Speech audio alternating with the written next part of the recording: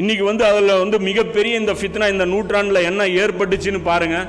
பெண்களை வச்சு தான் இந்த ஃபித்னா வந்து ஏற்படுத்தியிருக்காங்க. இதுக்கு முன்னாடி வரைக்கும் பெண்கள் எங்கே இருந்தாங்கன்னா வீடுகளில் இருந்தாங்க. அவங்க வந்து மார்க்கெட்லேயோ ரோட்லேயோ அவங்க வரவே மாட்டாங்க.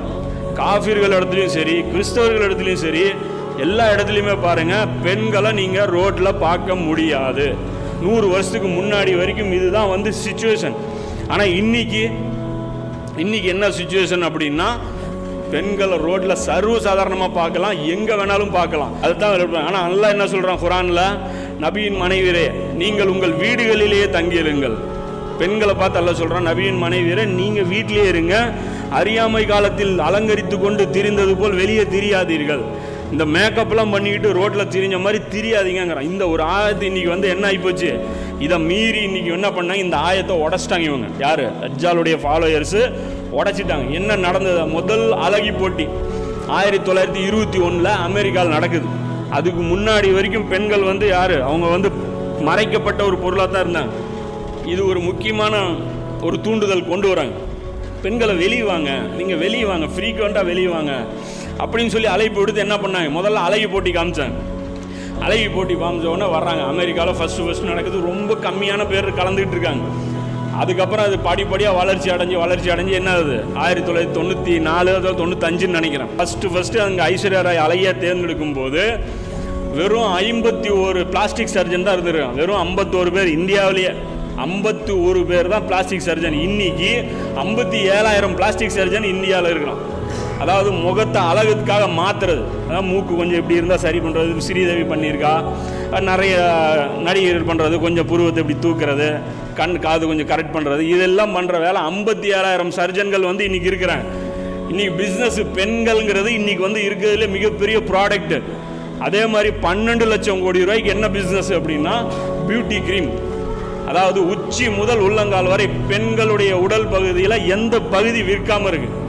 தலைக்கு எடுத்தீங்கன்னா முடிக்கு என்னென்ன இருக்குது, ஷாம்பு இருக்குது, அதுக்கப்புறம் கண்டிஷ்னர் இருக்குது, முடி நீளமாக இருந்தால் சுருள் பண்ணுறதுக்கு இருக்குது, சுருண்டு இருந்தால் ஸ்ட்ரெயிட் பண்ணுறதுக்கு இருக்குது, கீழே வந்தீங்கன்னா ஐப்ரோ இருக்குது, அங்கேருந்து வந்தீங்கன்னா கண்ணுக்கு மை இருக்குது, இங்கே தடவுறதுக்கு ரோஸ் பவுடர் இருக்குது, இங்கே தடவுறதுக்கு லிப்ஸ்டிக் இருக்குது, மீசை இருந்ததுன்னா அதை காமிக்கிறதுக்கு ஹேர் ரிமூவல் க்ரீம் இருக்குது, அங்கேருந்து கீழே அப்படியே போயிட்டே இருந்தீங்கன்னா ஃபுல் அண்ட் ஃபுல் இருக்குது.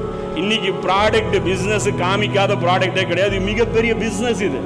இந்த பெண்களை எப்படி நீ வெளியே வர வச்சாங்க அப்படின்னு பார்த்தீங்கன்னா கல்வியின் பேரால் வெளியே வச்சாங்க. என்ன சொன்னாங்க, வெளியே வாங்க, உங்களையெல்லாம் வச்சு நாங்கள் பிஸ்னஸ் பண்ண வேண்டியது இருக்குன்னு கூப்பிட்டா எந்த பொண்ணும் வரமாட்டான். உடனே என்ன பண்ணாங்க, படிப்பு, நீங்கள் படிக்க வேண்டாமா, இந்த ஆண்கள் வந்து ஆணாதிக்கம் மிகுந்த சமுதாயத்தில் நீங்கள்லாம் இப்படி பின்தங்கி இருந்தால் எப்படிங்க, நீங்கள்லாம் வாங்க, வெளியே வாங்க, நாங்கள் உங்களுக்கு வந்து ஸ்காலர்ஷிப் கொடுக்குறோம், அது பண்ணுறோம், இது பண்ணுறோம் அப்படின்னு சொல்லி எல்லாமே பார்த்தீங்கன்னா இப்போ கொண்டு வராங்க. ரோட்டுக்கு கொண்டு வாங்க, ரோட்டுக்கு வாங்க. ரோட்டுக்கு கொண்டு வந்ததுடைய விளைவு என்ன, இன்றைக்கி விபச்சாரம் தலைவிரிச்சு ஆடுது. இது தஜ்ஜாலுடைய ஃபித்னால மிகப்பெரிய ஃபித்னா. ஒரு பெண் ஹிஜாபா அணிந்தா அப்படின்னா அவங்களுக்கு எவ்வளோ நஷ்டம் தெரியுமா, 18 லட்சம் கோடி ரூபா நஷ்டம். எதுக்காக இப்போ சொல்கிறாங்க புரியுதுங்களா, எதுக்காக இவங்களை இவ்வளோ ஃப்ளண்ட் பண்ணுறாங்க தெரியுங்களா? பெண்கள் தங்களுடைய உடங்களை மறைச்சாங்க அப்படின்னா அமெரிக்காவுடைய அந்த பெரிய முதலாளிகளுக்கு 18 லட்சம் கோடி ரூபா பிஸ்னஸ் லாஸ் ஆகுது. அவங்களுடைய அவ்வளோ பெரிய தொகை லாஸ் ஆகிறதுனால தான் அதுக்கு எதிராக திருப்பி விடுறாங்க. இதில் வந்து நம்ம ரொம்ப போராடிட்டு இருக்கிறோம். அதாவது இன்னைக்கு பெண்களுக்கு வந்து மிகப்பெரிய அமலே ஹிஜாபு தான். இது சாதாரண அமல் கிடையாது, இவங்களுக்கு மிகப்பெரிய அமல். இது அவங்க உணர்றதில்லை. இதனால் அவங்களுக்கு எவ்வளோ பெரிய நன்மைங்கிறத அவங்க உணர்றதில்லை.